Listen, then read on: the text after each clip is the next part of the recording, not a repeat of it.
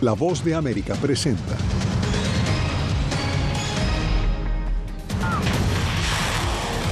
Ucrania ataca por primera vez a Rusia con misiles de largo alcance fabricados por Estados Unidos. Líderes del G20 incluyen a Gaza y a Ucrania en la declaración final de la cumbre. Demandan al Servicio de Inmigración de Estados Unidos para obtener información sobre el plan de deportaciones masivas del presidente electo Trump. Y un juez de Nueva York decide qué hacer con la sentencia penal pendiente contra Donald Trump.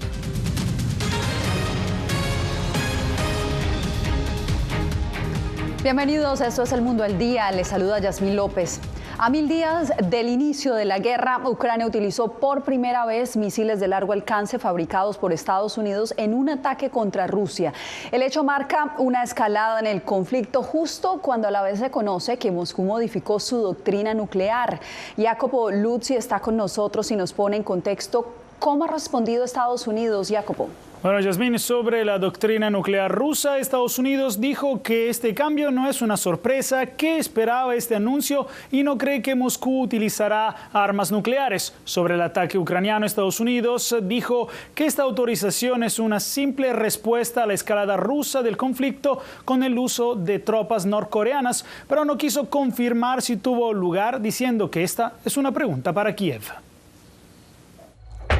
Por primera vez, Ucrania utilizó este martes misiles balísticos de fabricación estadounidense para atacar dentro de Rusia, pocos días después de que el presidente Joe Biden cambió su postura, dándole luz verde.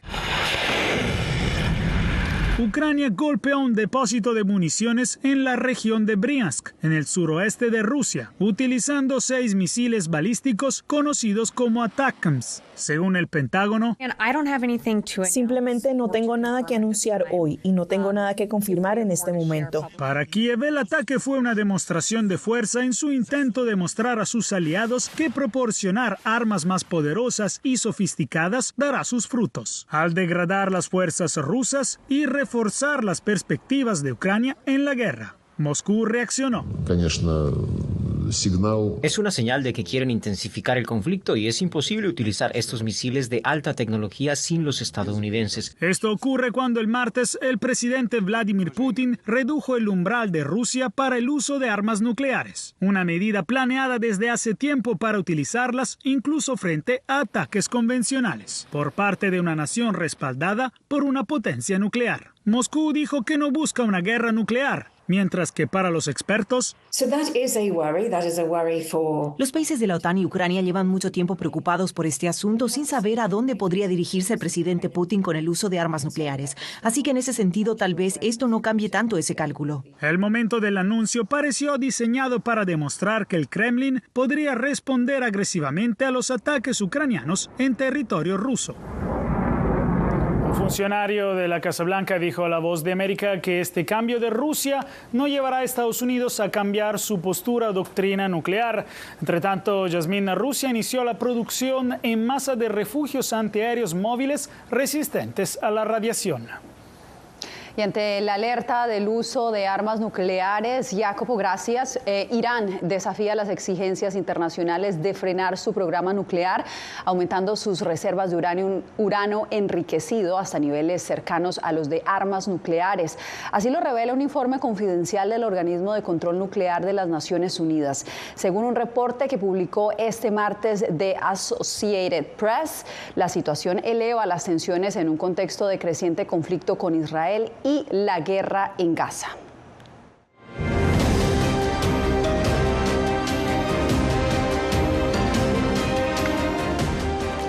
La cumbre del G20 termina hoy en Río de Janeiro en medio de 2 guerras, una creciente inseguridad alimentaria y la amenaza del cambio climático. Celia Mendoza sigue en la capital brasilera y nos tiene el balance de la jornada. Celia, adelante. Yasmín, lo que pudimos escuchar durante esta jornada es la importancia de la democracia. Esto después de la reunión bilateral que tuvieron en un almuerzo de trabajo el presidente de los Estados Unidos, Joe Biden, y su homólogo y anfitrión, el presidente Luis Ignacio Lula da Silva. Esto marca el fin de esta gira de 2 países, pero también abre el camino a lo que Estados Unidos asegura está comprometido y es seguir luchando para acabar contra la pobreza, el hambre y también comprometerse hace con el tema de regresar a las negociaciones, especialmente para liberar a los secuestrados que están todavía en Gaza. La cumbre del G20 culminó con una declaración conjunta, un documento de 85 puntos donde los países miembros se comprometen a construir un mundo más justo y sostenible para enfrentar problemas sociales como el hambre y la pobreza. Al mismo tiempo, sin mencionar a Rusia, la declaración destaca el sufrimiento humano y los impactos en la seguridad alimentaria y energética mundial generados por la guerra en Ucrania. Estados Unidos apoya firmemente la soberanía y la integridad territorial de Ucrania.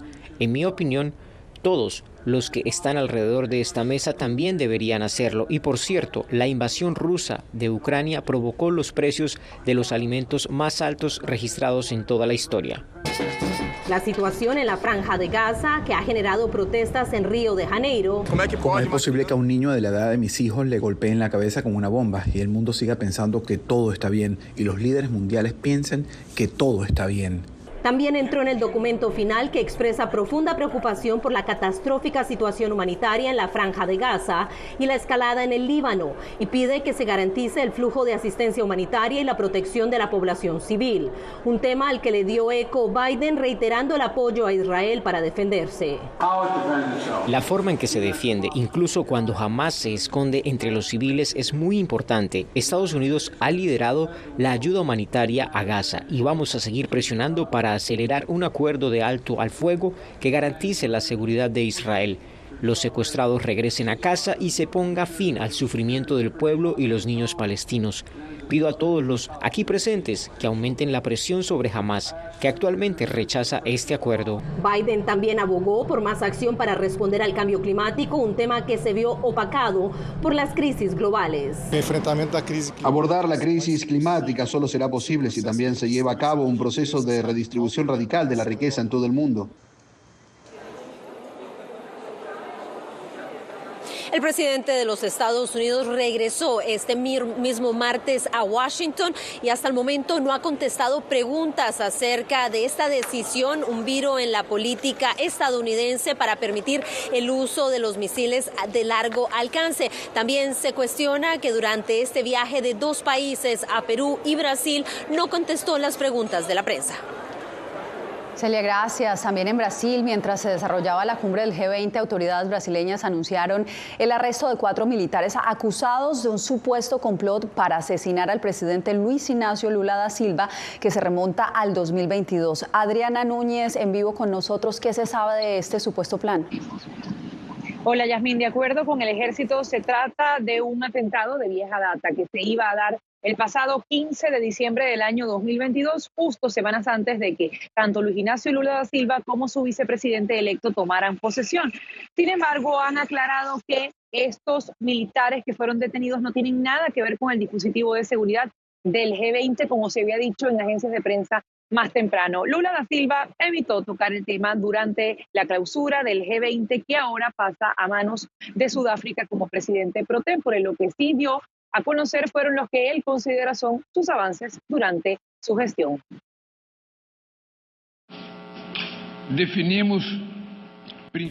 Definimos principios claves sobre comercio y desarrollo sostenible y adoptamos el compromiso de triplicar la capacidad global de energías renovables para 2030. Y durante la cumbre del G20 no hubo incidentes de inseguridad, a pesar que unos 10 manifestantes tomaron las afueras del Museo de Arte Moderno de la ciudad de Río de Janeiro, donde hoy ya ha cerrado la cumbre de líderes de los países más industrializados del mundo. Era Adriana Núñez Rabascal informando desde Brasil. Gracias, Adriana.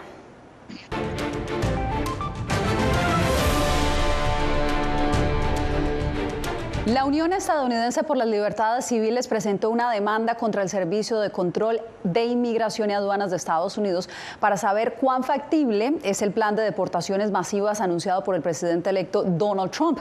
Carolina Valladares tiene el reporte. Declarando la emergencia nacional para inmigrantes indocumentados y con la ayuda del ejército. Así planea el presidente electo Donald Trump llevar a cabo su promesa de campaña de lanzar la mayor deportación masiva de Estados Unidos. Se recurre a recursos locales, estatales y federales para perseguir a estos criminales. Los encuentras, los deportas y también tienes que hacer otras cosas. Pero a falta de 2 meses para la toma de posesión, asociaciones civiles trabajan para poner freno a los planes del republicano. La Unión Estadounidense por las Libertades Civiles presentó este lunes una demanda contra el Servicio de Inmigración y Aduanas, ICE, para obtener registros sobre vuelos de deportación. En un comunicado facilitado a La Voz de América aseguran que es importante tener información de cómo ICE usa contratos privados para deportar y cómo este sistema ya en existencia podría extenderse para deportaciones masivas. Al deportar a miles de inmigrantes trabajadores aquí en los Estados Unidos no nos hará más seguro, ¿verdad? Trump ya intentó realizar deportaciones masivas cuando él era presidente. Solo en 2023, los aviones fletados por el Servicio de Inmigración y Aduanas durante la administración Biden deportaron a más de 140.000 personas. Pero algunos especialistas consideran que los planes de Trump no son realistas. Va a ser la pérdida de productividad para los Estados Unidos porque van a sacar otra vez a gente inmigrante que hacen los trabajos de agricultura, de construcción. El Departamento de Seguridad Nacional de Estados Unidos estimó en 2022 que había 11 millones de inmigrantes sin estatus legal, una cifra que podría haber aumentado. Carolina Valladares, Voz de América, Washington. Y todo tipo de expectativas está creando el Proyecto 2025, un documento de casi 1000 páginas que fue elaborado por la Fundación Heritage con directrices de políticas públicas de tendencia conservadora para un nuevo gobierno. Pues uno de los temas más relevantes en el documento es el futuro de la inmigración legal a Estados Unidos. Laura Sepúlveda nos informa. La eliminación de permisos de viaje y trabajo para víctimas de tráfico humano, la visa T, y para víctimas de un crimen que cooperan con autoridades estadounidenses, la visa S, son sugerencias del Proyecto 2025 para la próxima administración de Donald Trump. Ese documento especifica que se busca mejorar la integridad de los programas de visas de trabajo temporal. Lo que vimos con la presidencia de Trump fue la táctica adoptada en el ámbito de la inmigración legal que básicamente retrasó tanto el procesamiento de visas que funcionalmente no sucedía nada en estas agencias. No se decidían visas, no se otorgaban visas, no se permitía a nadie entrar al país, al menos en comparación con las cifras históricas que habíamos visto anteriormente. Desde 1996 no ha habido una reforma migratoria en el Congreso, por lo que expertos concuerdan en que muchas de las acciones migratorias se ejecutarán desde la rama ejecutiva a la que reportan las agencias responsables de aprobaciones de visas. La administración además podría suspender la entrada de ciertas personas haciendo uso de la sección 212 de la Ley de Inmigración y Nacionalidad, también conocida como INA por sus siglas en inglés, ya usada en 2017 por Donald Trump para restringir el ingreso a Estados Unidos a ciudadanos de 7 países mayoritariamente musulmanes. Vamos a tener una prohibición muy estricta y vamos a tener un escrutinio extremo. Si el presidente usara ese poder, no podría anular otro estatuto de la INA. Los tribunales mantuvieron esa postura hasta la administración Trump y eso ayudó en muchos momentos de crisis humanitarias y guerras con nuestra respuesta global. Por lo que de volver a hacer uso de esta herramienta legal para poderla llevar a cabo, deben cerciorarse de que ninguna ley o derecho dentro de la Constitución, como la libertad de creencias, sea violado. Laura Sepúlveda, Voz de América. El gobierno estadounidense anunció un incremento significativo en la cantidad de visas H-2B para el año fiscal 2025. César Contreras nos tiene los pormenores. Trabajos que ellos no pueden realizar, pues nosotros como personas de que nos gusta bastante el trabajo, pues no le vemos dificultad. Vamos, elaboramos, trabajamos y pues sería una bonita oportunidad. El Departamento de Seguridad Nacional de Estados Unidos pondrá a disposición 64.716 visas H-2B adicionales, además de las 66.000 ya autorizadas por el Congreso. Tienen una vigencia de 3 años y es necesario salir del país durante 3 meses para solicitarla de nuevo. La visa H-2B no está limitado para gente con títulos o para personas con lo que en inglés le consideran skill workers. Esto está abierto para gente de todos los niveles, en todos los sectores. Migrantes que esperan en México una oportunidad para ingresar de manera legal a Estados Unidos celebran esta iniciativa. Es una bendición, la verdad, porque así ya nosotros como migrantes ya no nos arriesgaríamos a poder cruzar ilegalmente hacia el país americano. Las visas temporales de trabajo H-2B buscan apoyar a las empresas que dependen de trabajadores temporales y al mismo tiempo reducir la migración irregular. Puede ser en transporte, puede ser en el turismo, puede ser en resorts, por ejemplo, de esquiar, donde necesitan gente que venga. pero en realidad 65,000 visas adicionales a las aproximadamente 65,000 visas que ya aprueben, realmente no es mucho, no beneficia mucho, simplemente duplica el número de visas. Esto siempre ha sido históricamente muy pocas visas. Los detalles sobre los requisitos del programa y su reglamentación estarán disponibles próximamente en la página oficial de USCIS. César Contreras, Voz de América, El Paso, Texas. Cuando volvamos, el presidente Daniel Ortega presenta nueva ruta para construir un canal interoceánico por Nicaragua.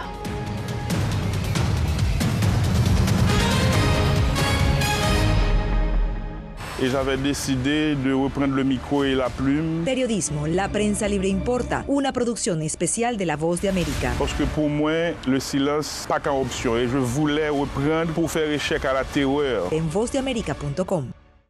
Soy Gonzalo Abarca, presentador de La Voz de América. Cada semana, desde nuestro programa Foro, programa de análisis y debate, vamos más allá de la noticia, con los temas de interés que ocurren en Estados Unidos e impactan en toda la región. Desde La Voz de América, tengo el privilegio de moderar debates y confrontar ideas diferentes. Así nuestra audiencia se puede formar su libre opinión y tomar sus decisiones bien informadas. Porque en La Voz de América, la prensa libre importa. ¿Cómo decidió este grupo de hombres no acabar con la civilización? Presentamos De Yalta a Malta, una serie documental que analiza las relaciones y amistades entre los líderes de la Guerra Fría. Cómo interactuaron, cuándo se conocieron y llegaron a discutir el destino del mundo. Es un lado de la historia que usted necesita ver. De Yalta a Malta. Vean los 5 episodios ahora mismo en VOA+.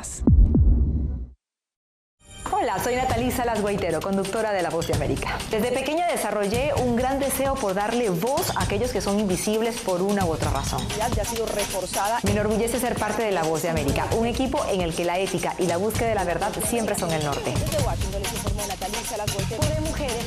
Ser periodista es una gran responsabilidad porque somos defensores de principios de libertad y para mantenerlos, la prensa libre importa. Que empiecen a callar a periodistas, que empiecen a callar medios. Periodismo, la prensa libre importa. Una producción especial de La Voz de América. Porque al final lo que está en juego no solo medios de comunicación, sino la democracia de un país. Disponible en vozdeamerica.com.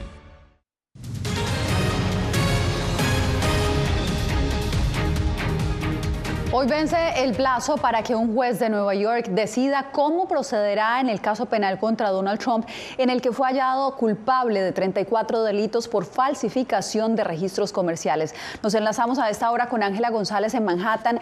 Ángela, ¿cuál es la información más reciente? Yasmín, la Fiscalía no se opuso a que se aplace este plazo para la sentencia en el caso criminal estatal en contra de Donald Trump. Sin embargo, también dejó ver que tampoco está de acuerdo para que se desestime el caso por completo. Tentativamente se habla de la fecha de diciembre 9 para que entreguen nuevas mociones y poder saber cuál sería el siguiente paso a tomar. Sin embargo, la última palabra la tiene el juez del caso, Juan Merchan, que hasta el momento no ha emitido una decisión.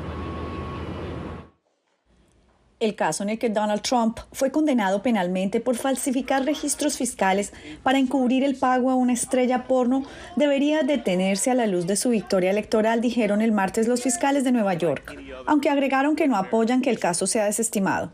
Eso dará tiempo para que su defensa apele la sentencia.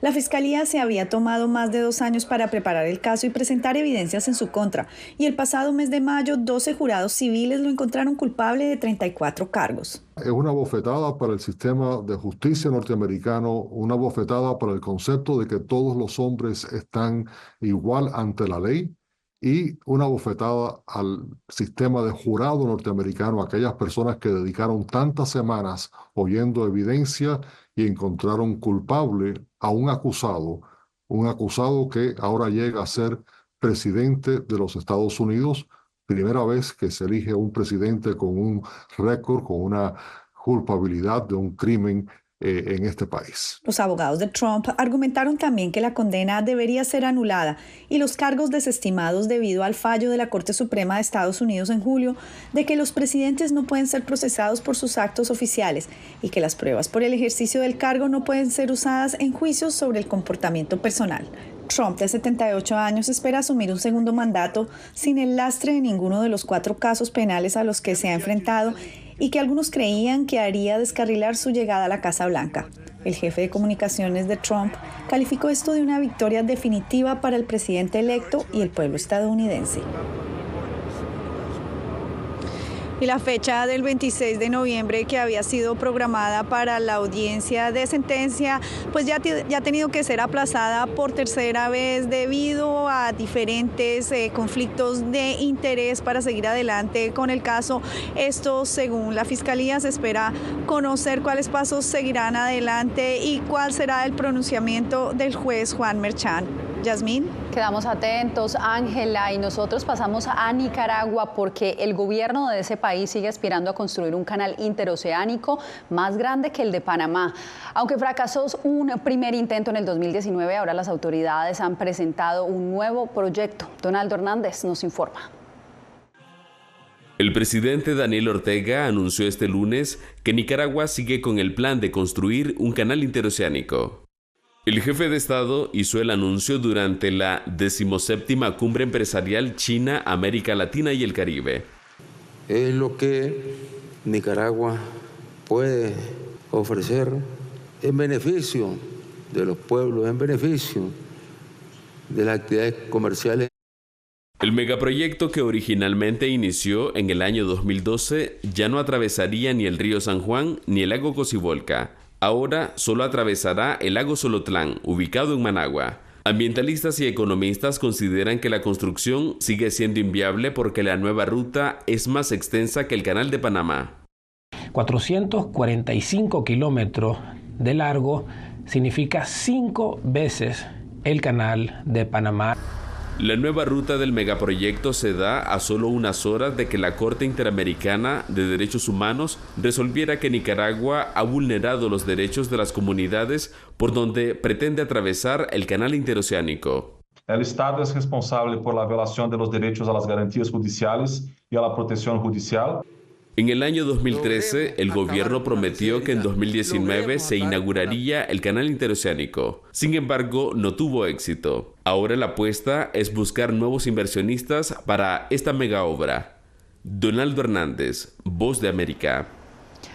Al volver, otra ciudad declara emergencia por contaminación binacional entre Estados Unidos y México. Los detalles después de la pausa.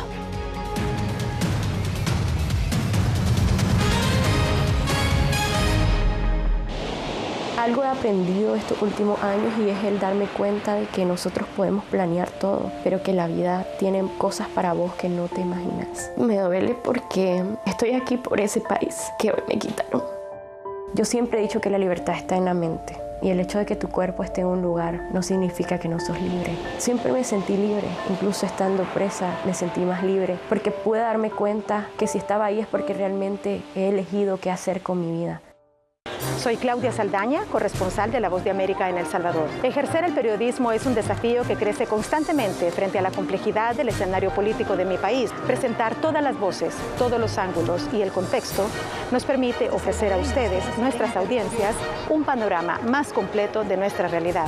La imparcialidad está en el ADN de la VOA y me siento orgullosa de ser parte de este gran equipo de profesionales que demostramos cada día por qué la prensa libre importa. Llenó de orgullo a su nación conquistando títulos alrededor del mundo.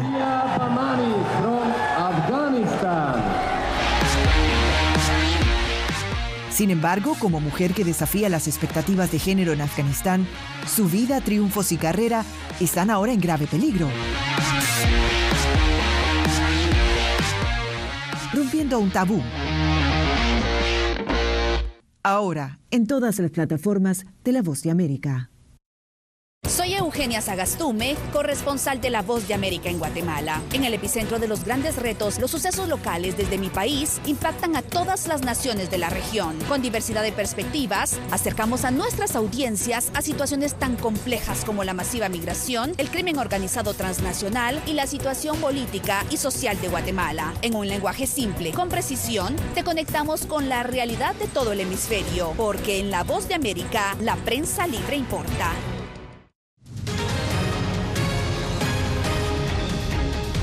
En Puerto Príncipe, Haití, más de 20.000 personas han huido de sus hogares en los últimos 4 días debido a la violencia de las pandillas. Según un reciente informe de Naciones Unidas, en este momento hay más de 17.000 desplazados en albergues improvisados. La situación empeora tras la toma de nuevos vecindarios por parte de grupos armados. La capital está prácticamente paralizada y el aeropuerto de Puerto Príncipe ha sido blanco de actos violentos. Mientras que la Policía Nacional lucha con recursos limitados, la población está al borde de la hambruna. La ciudad de Chula Vista, en California, declaró estado de emergencia debido a la creciente contaminación que llega desde México. Vicente Calderón nos reporta. El río Tijuana atraviesa la ciudad mexicana del mismo nombre y desemboca del otro lado de la frontera en California. Arrastra residuos contaminantes y con frecuencia drenaje sin tratar, provocando el cierre de las playas en Imperial Beach. Es un problema de décadas que preocupa a residentes de ambos países. Triste porque estamos pegados a una de las ciudades más limpias de Estados Unidos y nosotros les ensuciamos su agua, ¿no? Y les ensuciamos su ambiente. Actualmente, el Centro para el Control de Enfermedades y el Condado de San Diego encuestan casa por casa a los residentes del Valle del Río Tijuana, pues dicen que los fétidos olores les están enfermando. Previamente, autoridades sanitarias locales ya monitoreaban problemas gastrointestinales y otros padecimientos en esa zona. No queremos ignorar lo que sienten quienes viven en esta zona respirando aire que huele mal como a huevo podrido. La nueva encuesta sobre síntomas y padecimientos aportará mayor información científica para que el gobierno federal asigne fondos para aliviar el problema. Con el mismo fin, la ciudad de Chula Vista se unió esta semana a la creciente lista de entidades que han declarado estado de emergencia por la contaminación transfronteriza. Además de Imperial Beach, el condado, la ciudad y el puerto de San Diego también lo clasificaron como una emergencia para presionar a Washington. El gobierno mexicano informó que invierte en su infraestructura y en el control de las descargas. A lo mejor hacer algún análisis de calidad del agua de lo que está cruzando. Ambos países están reparando sus fallidas plantas de tratamiento que deberían evitar la contaminación del río y el mar. Vicente Calderón, Voz de América, Tijuana. Usted quédese con nosotros, regresamos en instantes. ¿Qué tenemos esta semana en Visión 360? Aquí les muestro. Un espacio para el abrazo. Este parque fue dedicado con un concepto diferente de la frontera. Aunque separados por el muro fronterizo, es un lugar donde se respira esperanza. La receta de la super sopa. Este caldo promete ser parte de la solución en zonas con altos niveles de pobreza e inseguridad alimentaria. Disponible ya en todas las plataformas de La Voz de América. Soy Jacopo Luzzi, reportero de La Voz de América aquí en Washington, D.C. Ya sea informando desde el Capitolio, desde la Casa Blanca, cubriendo el impacto del cambio climático, el impactante tema migratorio, o subir en un avión y cruzar medio mundo para estar en el lugar de la noticia con la información precisa y veraz. Este es mi compromiso como periodista, un compromiso de vida profesional que comparto con ustedes, porque en La Voz de América la prensa libre importa.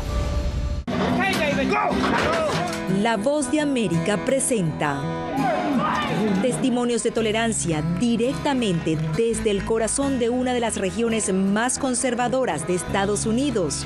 Historias de personas determinadas a derribar estereotipos, viviendo de manera auténtica en el hogar de los valientes. Encontraron su libertad. Disponible en todas las plataformas de La Voz de América. Nunca pensé pasar 2 años y 7 meses en la prisión por nada más pensar diferente a las autoridades de Nicaragua. Una vez que bajamos del avión, acá en Estados Unidos, en Washington, nos damos cuenta que estamos libres porque no sabíamos si también veníamos a una cárcel, no sabíamos nada. El cuerpo como que siente el aire puro, la diferencia a estar en una prisión, ¿verdad?